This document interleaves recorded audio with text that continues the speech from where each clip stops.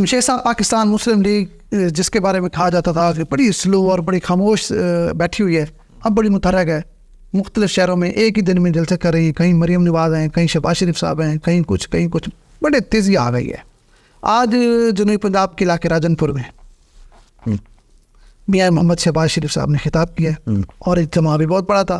ज़ाहिर बात है वहाँ सरदारों का इलाका है, वहाँ पर सरदार अवैस लगारी जो है वो मेज़बान थे, और आपको पता है मिजारी जो ट्राइब है वो भी अब नून लीग में है, तो इसलिए जलसा वहाँ सारे मजारी तो नून लीग में नहीं है, लेकिन नहीं मतलब रियाज मिजारी और दोस्त मिजारी वगैरह, मतलब जान से राजनपुर के दोस्त ज़्यादातर आ गए ना नून लीग में। दृशक भी हैं आपको पता है, फिर इधर से लगारी हो गया है, फिर गुरचानी हो गया है। ये साहब का एक समझ लें कि ये इज्तिमा था, ये सब का मुश्तरका था। बिल्कुल ठीक है, ठीक है, ज़ाहिर बात है वो जनूबी पंजाब का पूरे राजनपुर जिले का इज्तिमा। अच्छा, यहाँ पर आज शहबाज शरीफ ने बड़ी जनूबी पंजाब के लिए बड़े ऐलानात भी किए हैं कि अगर हम बन गए तो ये होगा वो होगा, जैसे करते हैं।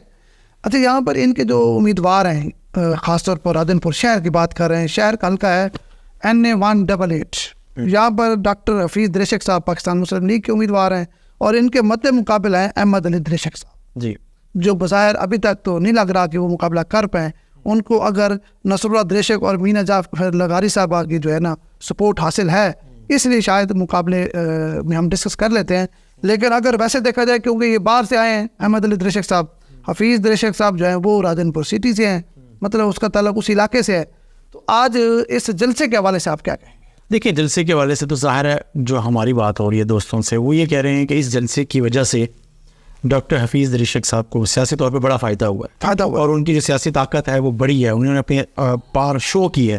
या मसला ये है कि उनके मद्दे मुकाबले जो उम्मीदवार हैं अहमद अली दृशक, वो आज़ाद हैसियत में इलेक्शन में हिस्सा ले रहे हैं। PTI सपोर्ट भी है, PTI के आज़ाद उम्मीदवार हैं, लेकिन आज जो उनको बज़ाहिर ये एज मिला है, देखिए शहबाज शरीफ साहब का आना, और पूरे डिस्ट्रिक्ट की जितनी भी पोलिटिकल क़यादत थी वो भी राजनपुर शहर में हफीज़ दृशक साहब के हल्के में थी।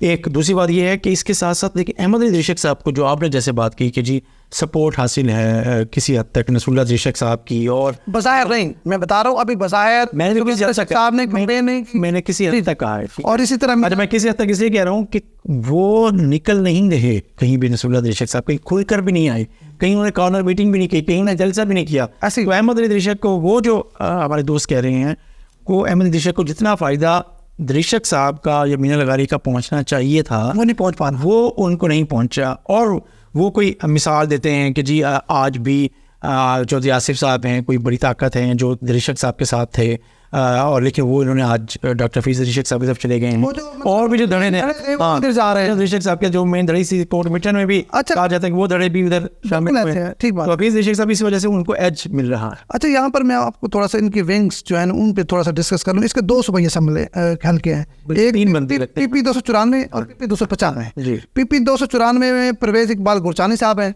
जो 3 बाप बेटे जो हैं सूबाई असम्बली के इंतखाबात में हिस्सा ले रहे हैं, नून लीग के टिकट होल्डर हैं। ठीक है, ये पाकिस्तान मुस्लिम लीग नून के हैं 294 से, और आतिफ अली दृशक साहब ये फिर उसी अहमद अली दृशक PTI के आज़ाद जिस तरह है, ये उनके उसमें हैं। और PP 295 में फारूक अमानुल्लाह दृशक साहब ये PTI में है।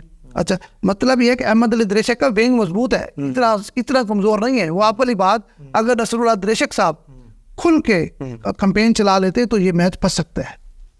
लेकिन नहीं। अच्छा, नून लीग के जुगन खान 295 से लड़ रहे हैं, जुगन खान की भी बड़ी अच्छी मतलब पोजीशन है। परवेज़ इकबाल गुरचानी और जो आतिफ अली गुरचानी का मुकाबला ये इतना सख्त नहीं है। यहाँ पर परवेज़ इकबाल गुरचानी की पोजीशन काफ़ी बेहतर है, लेकिन जो फारूक अमानुल्लाह दृशक और जुगन खान दृशक, इनके दरमियान सख्त मुकाबला, अमानुल्लाह दृशक के बेटे हाँ हो, और आपको पता है कि दरमियान इंतहाई सख्त मुकाबला है। अब देखना ये होगा कि इस मैच को कौन जीत पाता है। लेकिन वो आप वाली बात, यहाँ पर फिर मैं कहूँगा कि सरदार नसरुल्लाह खान दृशक और मीना जाफर लगारी का किरदार इंतहाई अहम है।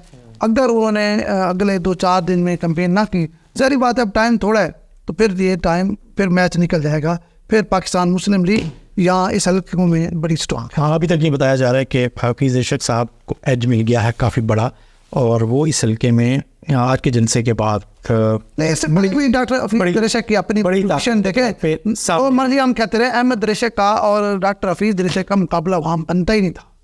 ज़ाहिर बात एक बता बात से आके, और आप एक मतलब हफीज़ दृशक साहब वहाँ बैठे हैं, लोगों के दुख दर्द में हर वक्त मौजूद हैं।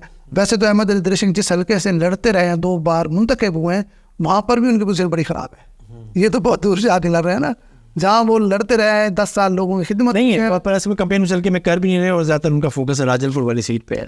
तो वही ना, लेकिन लड़ तो रहे हैं ना, वहाँ उम्मीदवार तो है ना, लेकिन वहाँ पर भी उनकी सूरत हाल कोई अच्छी नहीं बताई जा रही। मेरे ख्याल है वो सियासी तौर पे काफ़ी एनर्जेटिक हैं अहमद अली दरिश, और बड़ी चीज़ों को सामने रखते हैं। उनके लिए ये बड़ी बात है कि वो एक MNA की सीट पे राजनपुर से इलेक्शन में हिस्सा ले रही हैं। लेकिन वो अगर वो गैब ना होते, आपको याद होगा इनका जो पहला टर्न्योर था ये बड़े मुतहरिक थे, हालांकि PTI उस वक्त अपोजिशन में थी पंजाब में, ये बड़े मुतहरिक थे, लेकिन जैसी ताकत आई और इक़्तिदार आया तो फिर ये आस्ते आस्ते लोगों से दूर होते गए।